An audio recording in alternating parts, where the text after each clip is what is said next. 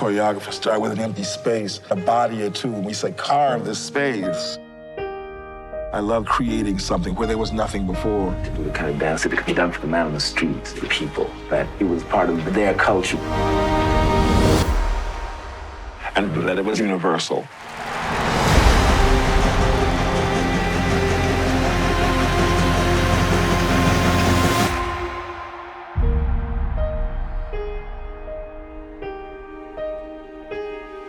Hello, everyone. My name is Major Nesby, the co-creator of Neon Powered by GLAAD. And today I'm super excited to be able to have a conversation with Jamila Wignot, the director of Ailey, a documentary that highlights the life of a great American choreographer, Alvin Ailey. Everyone, Jamila Wignot, hello. Hi, it's awesome to be here. Likewise, thank you so much for chatting with us. I'm super excited to have this conversation. What inspired you to create this documentary?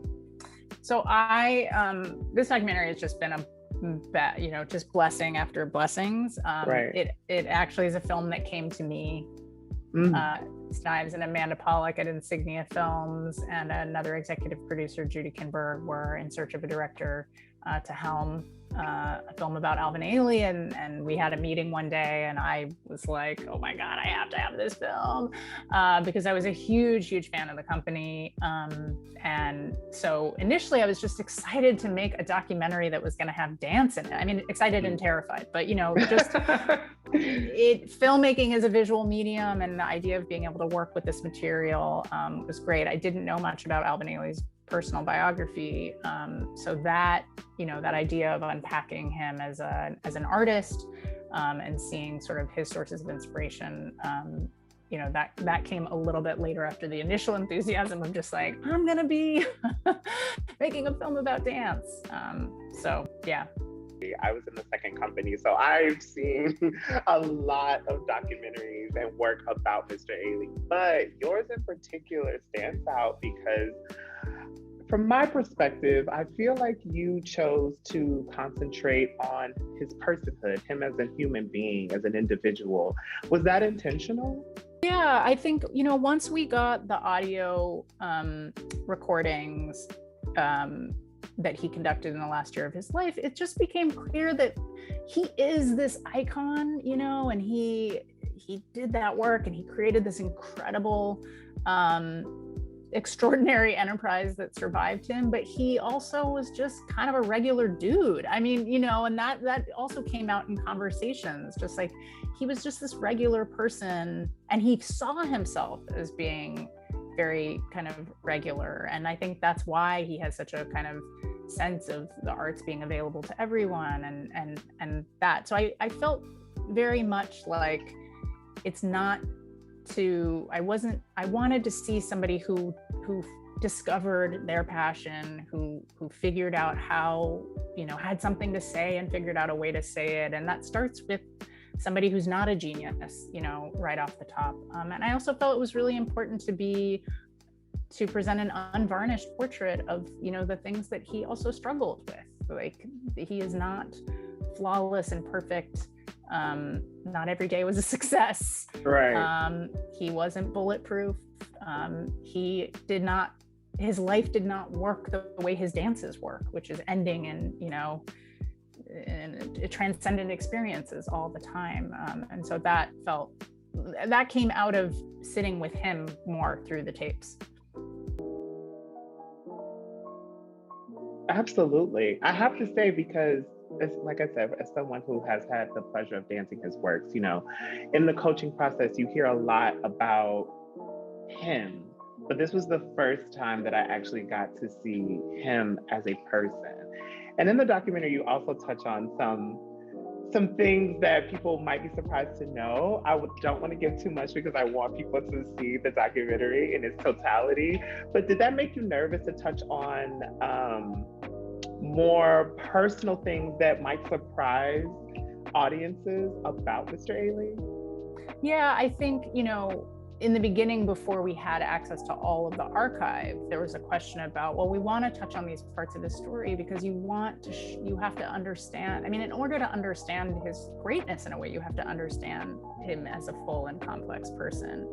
I think the thing that I was concerned about was the ethics of portraiture, where, you know, there is a such thing as a private life, and he is entitled, just because he's famous doesn't mean we should have access to every little detail of his life. So it was how to treat that, how to honor somebody who obviously also had a deep need for privacy, while also, you know, presenting a true portrait of him. And I think what was great was, again, these audio recordings became a kind of North Star for us in that he talked about it. So it was there. And I think that, you know, you hear it in his, you know, you hear it in his voice. I mean, there's, you know, there's things in those audio tapes that he said that's off the record, and, you know, we navigated it, but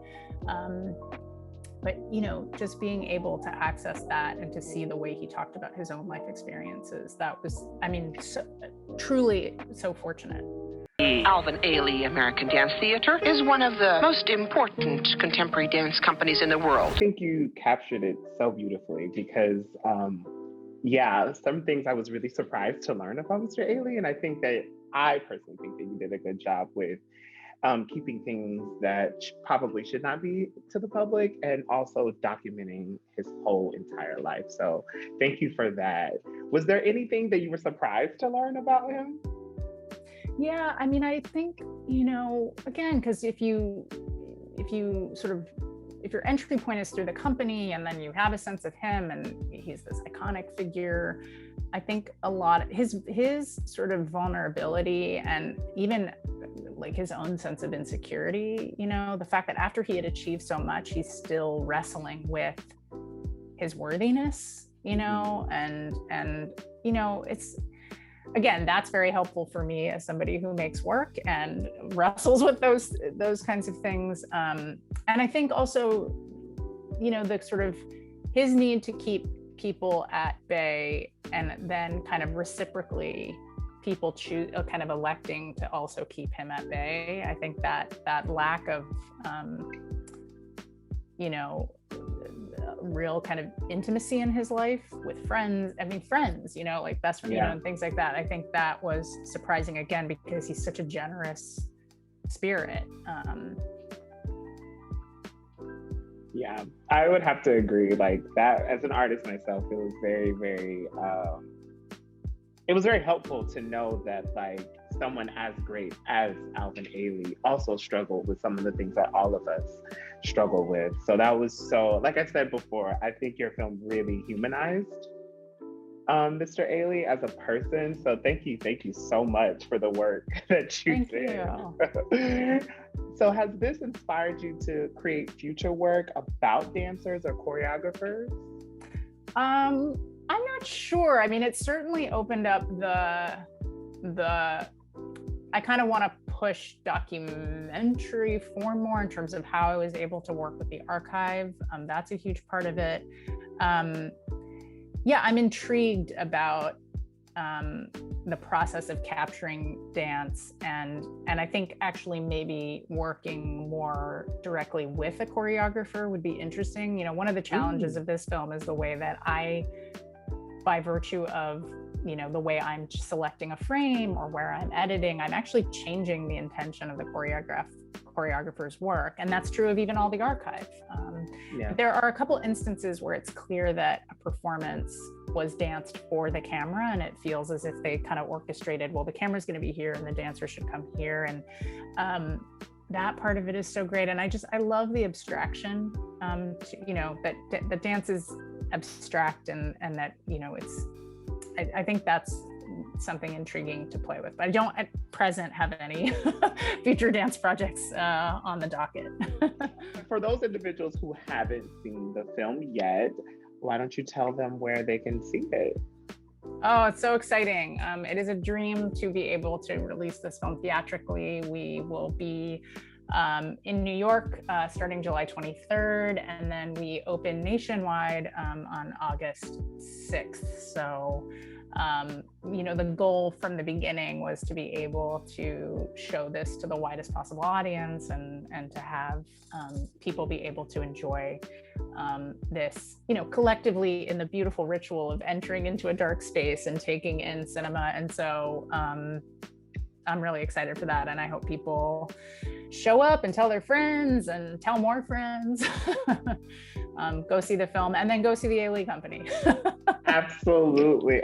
Well, congratulations on such a great film. I will be looking and following your work from now on because, like I said, I just think you did such a great job with Thank you. This figure that I've heard so much about throughout my life. And so thank you for speaking with us. And I hope to speak with you again. Thank you. Yes, that would be wonderful.